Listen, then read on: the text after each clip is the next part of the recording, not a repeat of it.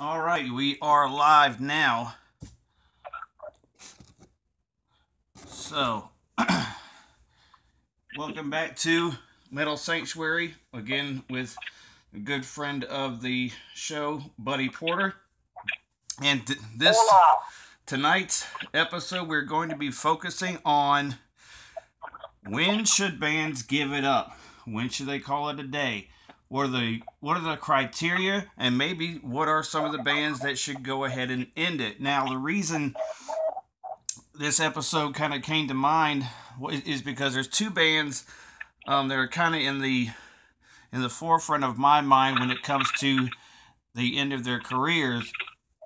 And the first one I'm going to talk about is Judas Priest. Now, Judas Priest has been around. Their first album came out in 1974.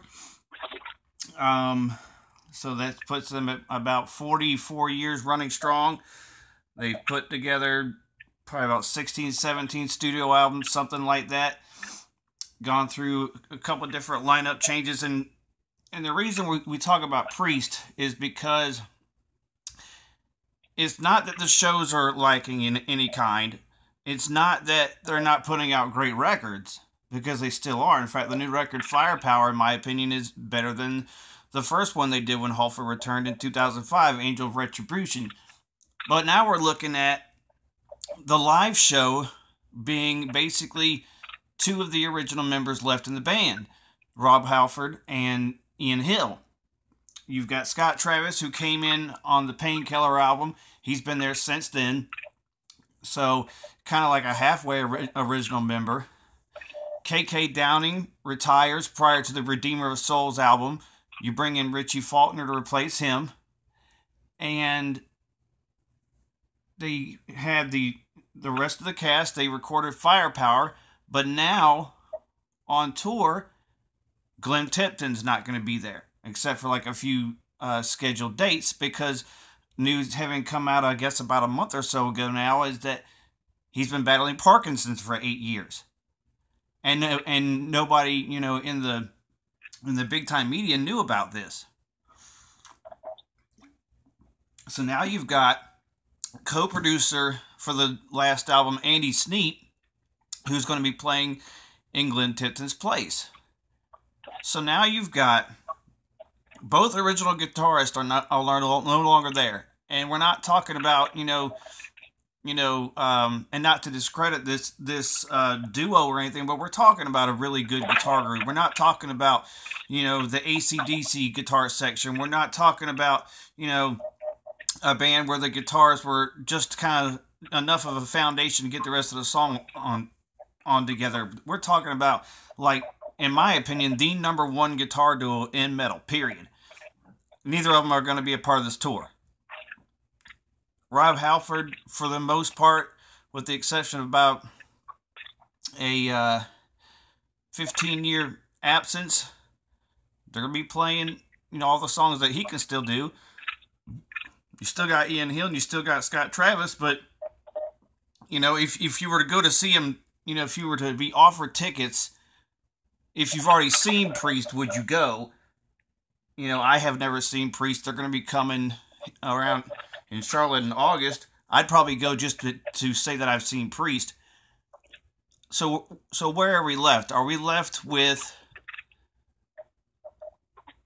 Glenn can still record in the studio but can't go out on tour? Should this, in retrospect, be the last hurrah for Priest? Should it be the last tour? Should it be the last record? I think that Priest has got a foundation strong enough that they can continue on touring with who they have. It doesn't matter. I don't want to say it doesn't matter who's playing guitar, because Richie Faulkner and Andy Sneap together have studied under Glenn Tipton and KK Downing, and they are hand chosen to replace them. Now, they finally let Richie Faulkner in on some of the writing on this album, and it's you can hate it or you can love it. And personally, I think it's a great album. I think the Priest should continue on as long as they continue in the direction that they're going. So here's my question. You obviously could tell what dynamic was missing in Redeemer of Souls with KK gone and Faulkner replacing him. There is a dynamic that KK Downing brought, because Glenn Tipton is a student on guitar. He's a very technical guitarist, where KK Downing is kind of a fly by the seat of your pants kind of guitarist. You know, he's more of a free spirit, you know, and it brought out like a looseness to his playing, which counteracted the Glenn tightness, you know. And Richie Faulkner is, you know, unfortunately has studied more along the lines of Glenn Tipton, but he can play KK Downing style to a T. That's where I was hoping you would go, because it did seem to me that Richie on the newer record was a bit more loose, a bit more this is who I am as a guitar player. Really kind of tonally sometimes reminding me, they had a live record that followed Redeemer of Souls. I want to say it was called Battle Cry, but I can't remember. And on the live record, it really sounded like the Zakk Wylde tone was kind of there from like the No More Tears Ozzy era. So I was very interested to see what Richie was going to pull off on a studio album. But like, here's my thing. I mean, we've got, when you replace one guitarist, I mean, that was something I was able to live with. I mean, I didn't like that KK was gone because he was such an integral part of the band. I didn't like that he was gone, but, you know, in my mind, okay, we still got Glenn, we still got Robin, we still got Ian. So now, with Glenn, you know, it hasn't been said that he's gone from the band, period. He's just gone from the road. So my question is going to be, what happens when, because unfortunately, you know, we kind of already know that it's going to eventually take over, this disease that he has. It's going to get him to the point where he won't be able to play, you know, up to what would be his and Judas Priest standards. So my question is, can we, as Judas Priest fans, accept not necessarily a lesser version of Judas Priest, because, you know, Richie's very capable of handling it. I believe that Andy Sneap is very well capable of playing Glenn's parts on tour. But what comes of it when it's Richie and Andy writing a record together? The Priest way. Well, Andy was in the studio, and he's been around Glenn for the writing of this album. So he knows Glenn's style. That's why I said I would support it as long as they can continue in the direction that they're going. As long as it doesn't change too much or stray from the original sound of Priest. Once they start to change, then it's no longer Judas Priest. And see, one of the key narratives, I guess I would say, when a band calls it quits or retires, whatever, one of the main reasons typically sometimes is, you know, a key member or members die. You know, so that hasn't happened with Priest. They had the falling out. They got back together. They've made kick-ass music since. So there's no disgruntledness in the band where people hate each other. I'm not saying they love each other all the time, because when you're in a band, period, you just don't always get along, let alone for almost 45 years. And they still put out great music, which is generally another sign that some bands go ahead and give it up, is we're just not putting out great music. So let's bring that to the second band I wanted to talk about specifically, and that's Slayer. Slayer was formed prior to 1983, about 82, 81, 82-ish. Jeff Hanneman, Kerry King, Tom Araya, Dave Lombardo. Put out Show No Mercy in 83. So they've been basically around for 35 years. That's a long time to be in the music business, and it's an even longer time to be in the metal music business. Because it seems like, because metal is just never given the attention it really deserves. And when it is given the attention, it's kind of like the wrong end of metal has been given the attention.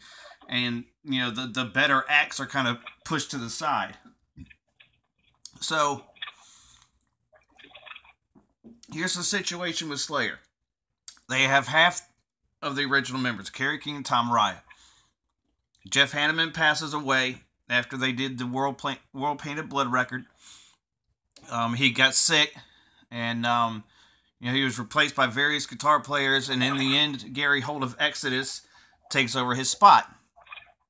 So, therefore, the following record they put out, Repentless. And, that's where we start to get some of the criteria of when bands should hang it up.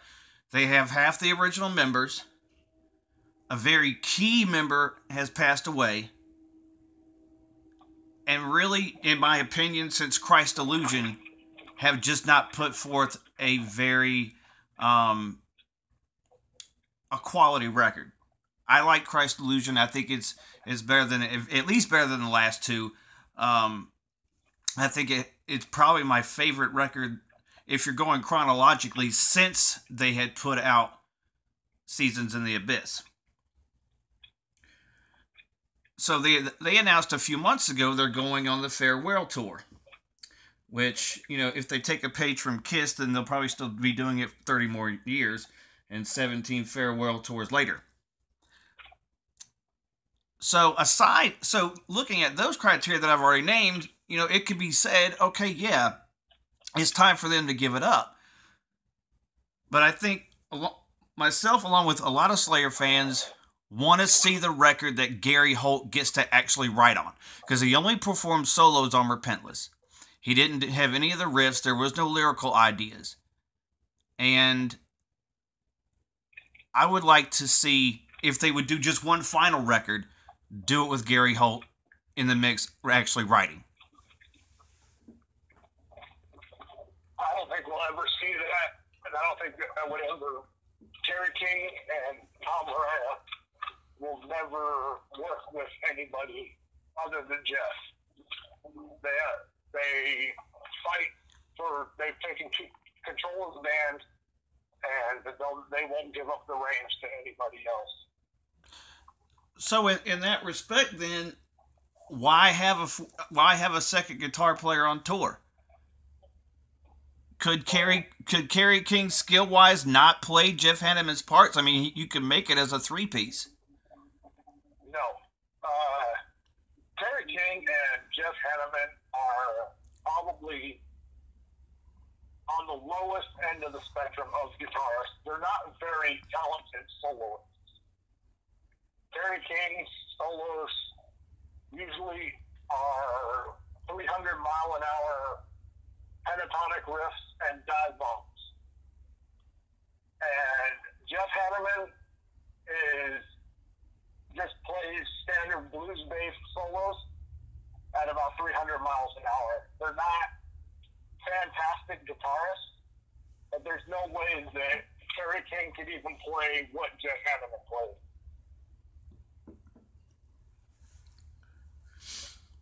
Do you think this is going to be the actual farewell tour for Slayer? I think we'll see more from Slayer. I don't think they're going to call it quits.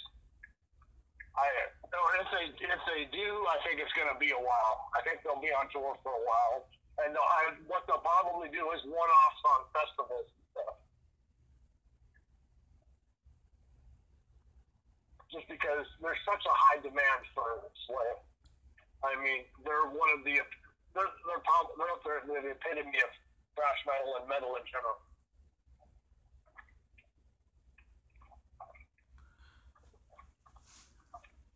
let's talk a little bit about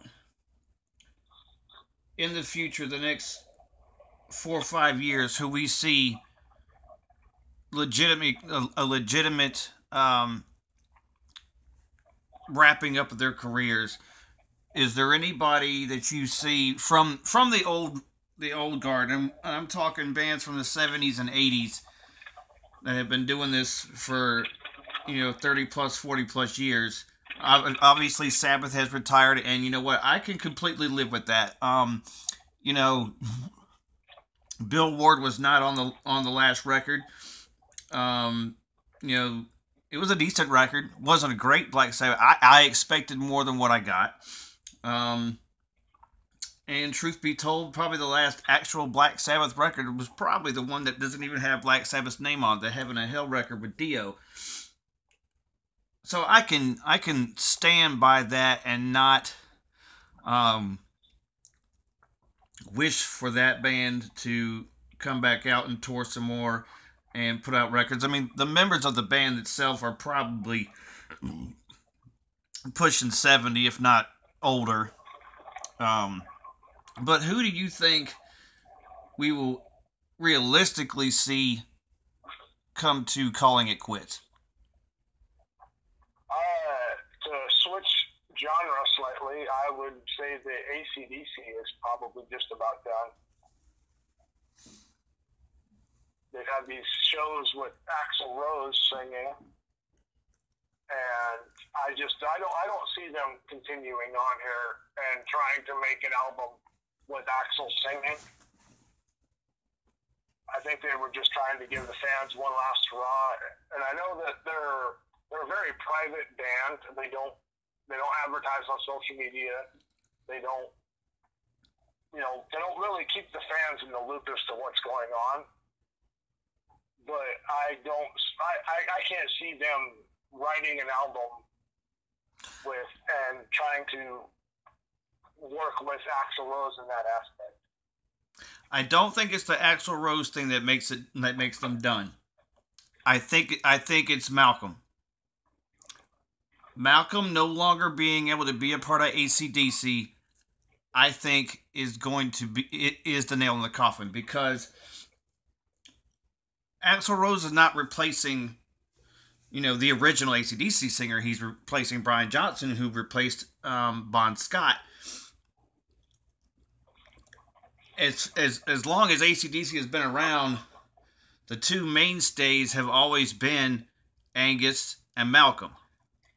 But Malcolm hasn't toured with them in years because of his illness.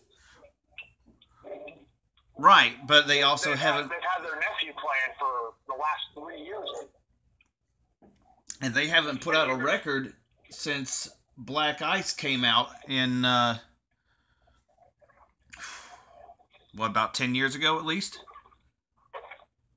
I thought they did release an album with their nephew on it. I'm pretty sure Black Ice was the last one. But, and even going with that, Brian Johnson has been looking into some doctors trying to help him with his hearing loss and things of that nature. But I do think they're done. I just think it's the Malcolm thing more than the Axl thing. I think, and keeping in the genre that you're speaking of, I think the Scorpions will probably be done within the next couple of years. They put what they were calling their farewell tour after they did the Sting in the Tail record, which was a very good record, very kind of 80s reminiscent. And you were like, okay, well, they've been going since the 70s. A lot of people just kind of remember them from the 80s breaking out with, Rock You Like a Hurricane and stuff like that. But they've been going since the early 70s. Going on 40 plus years. So, I think they're going to be one of those within at least the next couple of years. They're going to be done. I think Testament's probably going to be done here in about 3-4 years. I think they probably make one more record. I've read some stuff with Alex Skolnick where he has talked about he doesn't want to be known, for the rest of his life as a thrash guitarist. He wants to go out and do other things in that avenue, and I just don't know how many more lineup changes Testament really wants to go through. Yeah, I don't see Testament doing much more. If Alex leaves the band, I don't think that they'll bring somebody else back in to replace him. Yeah, I think that they would probably end up calling it quits. I can see that coming.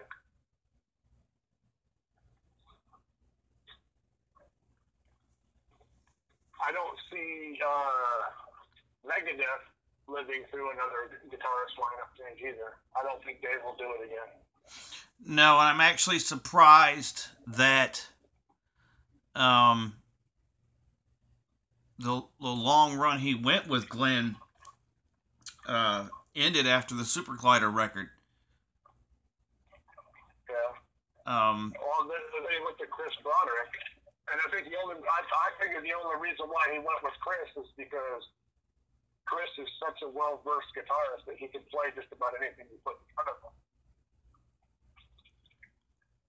You know, he can play Marty Friedman's solos note for note. Probably even better than Marty. And maybe in some instances, yes. I'm with you on Megadeth, and I don't think it has to be a lineup change. I just think that, Dystopia, a really great record, followed the C- grade of Super Collider, but really ever since The World Needs a Hero, he has not put out a subpar record. I think it's kind of time that the style of music they play, combined with the hand and arm injury that he did have in the past, I don't necessarily think that that's done with. I'm not a doctor. I haven't read any reports or anything like that. I just really think that Megadeth's got one more record. And he said one more record after the album 13, which became Super Collider. And then became Dystopia. I don't think he's going to do the Gene and Paul thing and try to keep the Megadeth name relevant in the tour cycles and the album cycles, for as long as Kiss has done it for. I think Dave's a very smart man, and I think he will realize when he doesn't have it anymore. And I think he's coming really close to not having it anymore. I do think that Kiko will probably stay along for the next record, but I think that'll be it.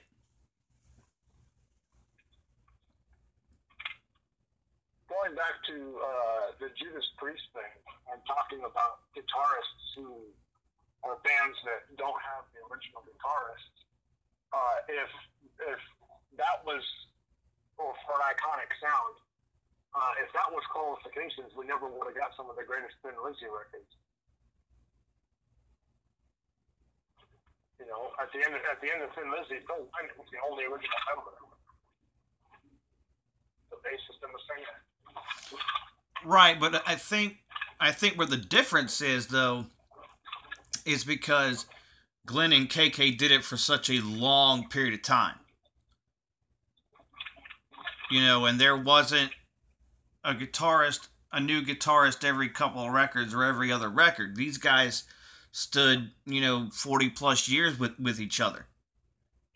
And I think, while there are bands out there that recycle a lot of members, and I guess it kind of keeps the energy fresh and they're able to write kind of new stuff or whatever, there's something really to be said for bands that can go the entire career with mainly the same people, especially when you're talking about the guitar section and you've got two guitarists who feed off each other. They don't play the same style. I think that's where the difference is between them and Thin Lizzy. Another one that I don't see, hey, I know he's calling this as No More Tours tour again, but I don't think this is the end of Ozzy. I think Ozzy is going to go into the festival circuit as well. You know, and I can see that because he brought Zach back. I think that the connection between Ozzy and Zach is far more than just the music they create together and playing together on stage. I think you get a comfort level with certain people, and I just think Ozzy's more comfortable being on stage with Zach than he is anybody else since he's got Zach. I think he looks at it um, in the perspective of maybe he wished he had more time with Randy Rhoads, so he's going to give himself as much time as he can with Zach, maybe. Zach being probably as special to him now as Randy was to him then.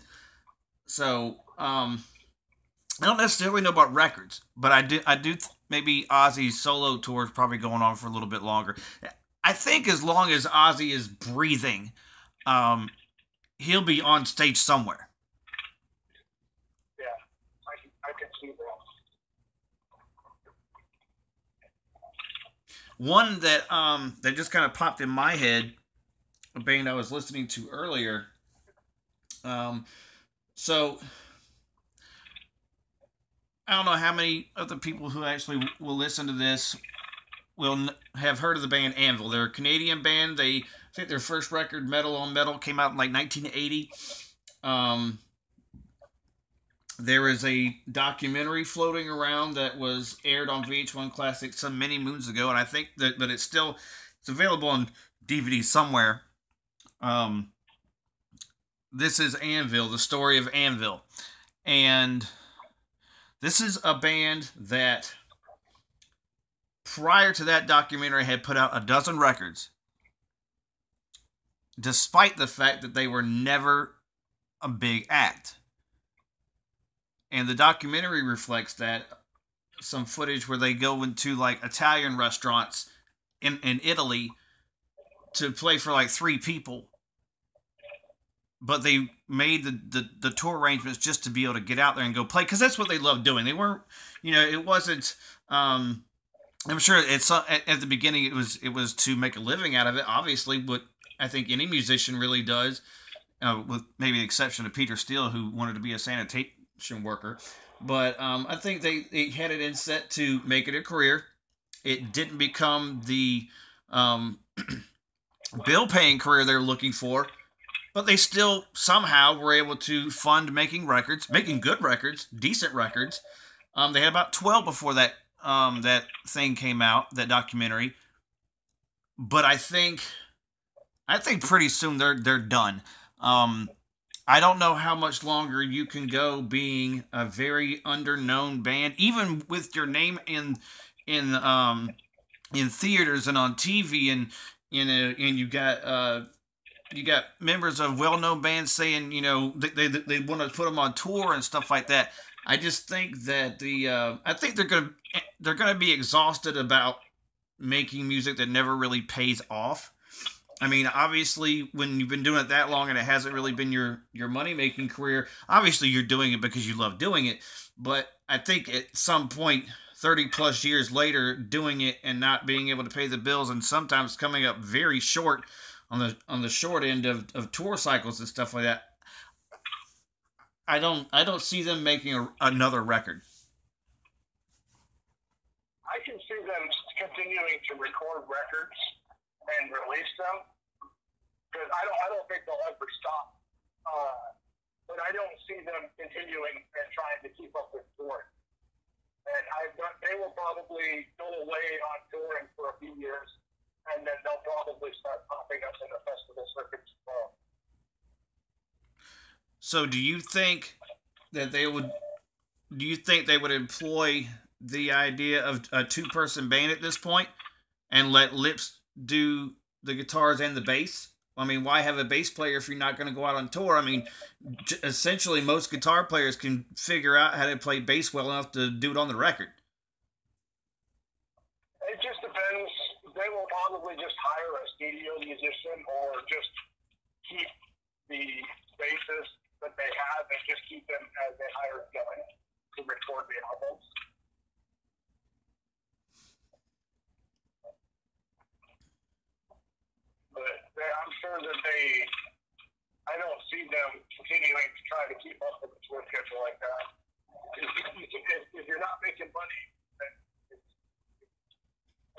own time.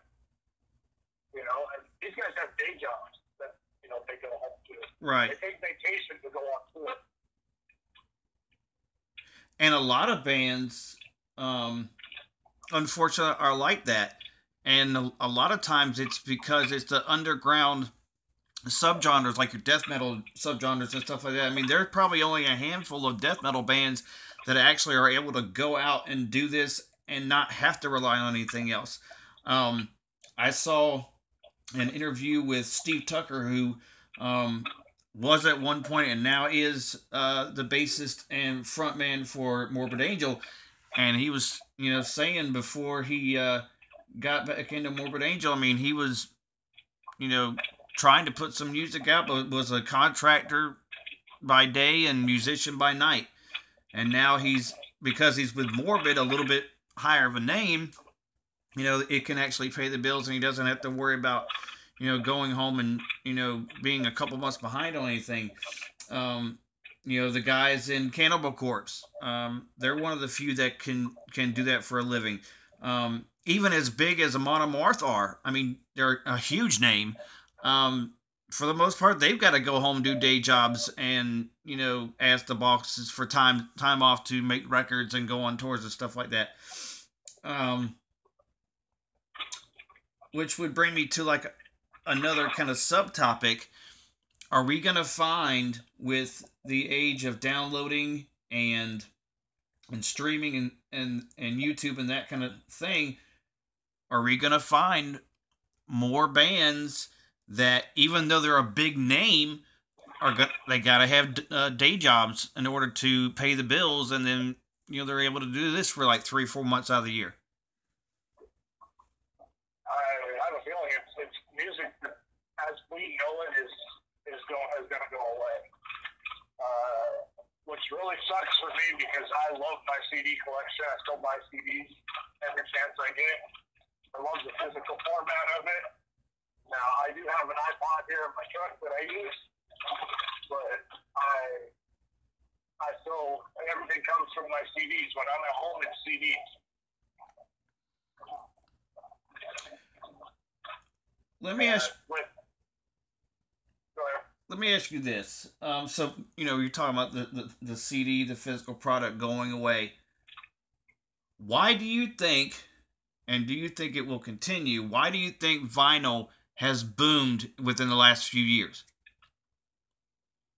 Is it a collector thing, or is somebody really wanting this to actually listen to? Because they're not just going after the old stuff. They're going at, you know, newer records are coming out on vinyl, as well. You know, it's part of the production, the production of material, how it's packaged, how it comes out. It's not like, you know, there's a remaster of older records that's coming out for people that want to collect them. Do you see the vinyl production possibly being the only physical means? I don't think vinyl is here to stay. I think it's just, you know, history repeating itself. It's just a resurgence. It's trendy right now. It's essentially, to me, it's just a bunch of hipsters trying to get in. And I don't foresee it lasting, especially with digital. I mean, these records that are coming out, people are spending $20 or $30 on vinyl. Who in their right mind thinks that a record is worth $25 or $30? But, you know, I mean, I pay $25 or $30 for a CD that I can't get anymore. You know, but this is something that's mass produced, and they're. I don't see it lasting. Well, let me ask you this: do you think, if it did last, that the reason could be because the sound quality is better on vinyl than it is on digital? Sound quality on vinyl, if you have the right player, you keep track, and you keep, you know, your needles clean and everything. The sound quality on vinyl is better than CD. It's better than, you know, any digital format. You know, that you can get, unless you get lost this format direct from the artist. Which is the way that they hear it in the studio. But there's not a lot of music aficionados out there anymore who are going for that sound clarity. I think that the vinyl is just a trendy thing right now, and there'll always be collectors, but I don't think the vinyl resurgence is going to last.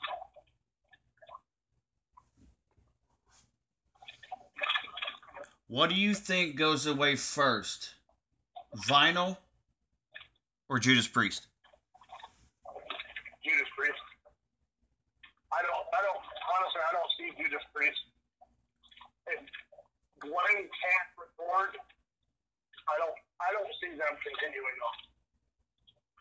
I would support them if they did, as long as they can stay, in the direction that they're heading and stay streamlined.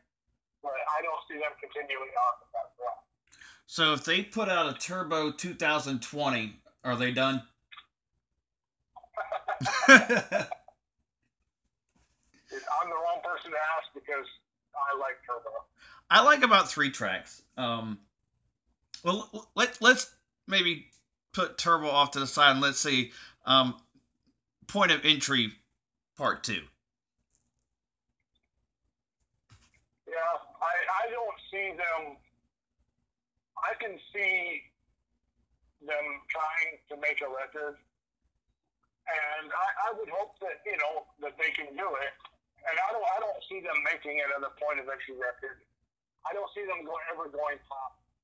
I think that they've got so much clout, they've got so many years behind them, that they feel that what is right to play for them, it's not going to matter what anybody else thinks, because they've survived this long and have been able to do practically whatever they want since Painkiller.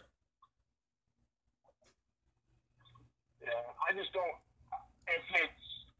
If it's not moving in the right direction, I don't think that they'll stay. And I think they will realize if it's not going in the right direction. I don't think they'll be one of those. I don't think they're going to be one of those bands that lays an egg with their last record like Slayer. Or their counterparts, Iron Maiden. Yeah, that's actually, you know what?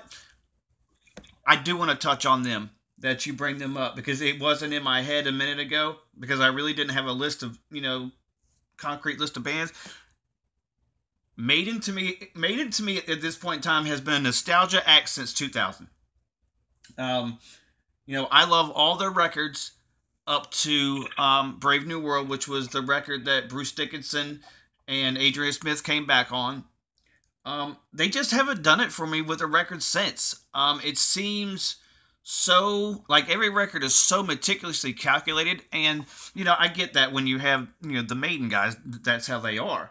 But what got me into Maiden in the first place was the heavy driving records, the debut record, Killers, Number of the Beast, Power Slave, everything up to Somewhere in Time and Seventh Son. They were a little off, for me.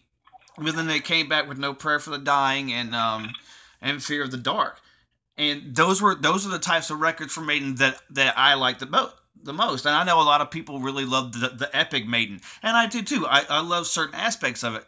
Sign of the Cross is one of my favorite Maiden songs, and it's not even sung by Bruce. I just think record-wise, Matter of Life and Death I wasn't too big on. I wasn't really big on Dance of Death. I thought they lost me a Final Frontier. Final Frontier. Last album that I liked. There was like a song. There was like one song that I liked, and it was the shortest song on that record, and it was 4.5 minutes long. When you have a 4.5 minute long song, and it's your shortest song on a record, you lose me a little bit, and it's not because, of the ADHD, which is why I love thrash as much, as anything else, because even if it's not a song that is a long song, it goes pretty quickly, so I can still focus on it all. I think what they did was they really after Fear the Dark, when they did the 2 records with Blaze, I think they tried to be as epically long as possible with most of their songs, and I think it really failed. Book of Souls was a complete failure in my opinion. There was not a single track that I even would want to put it in a playlist. I will say that I would still go see them live. They can still perform live.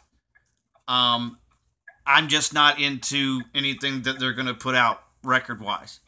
And I think all the members are still very very with it musically, that I really wouldn't mind seeing another Bruce Dickinson solo record. Maybe Adrian teams up with him again.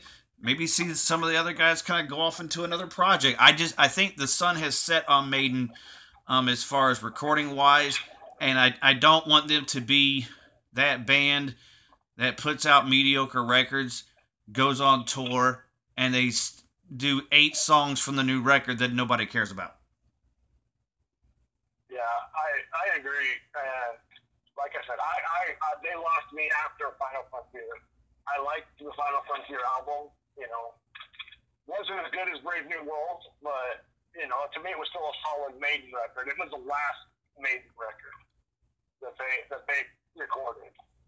It was the last one that, you know, followed in the original, you know, the original flow, the original dynamic.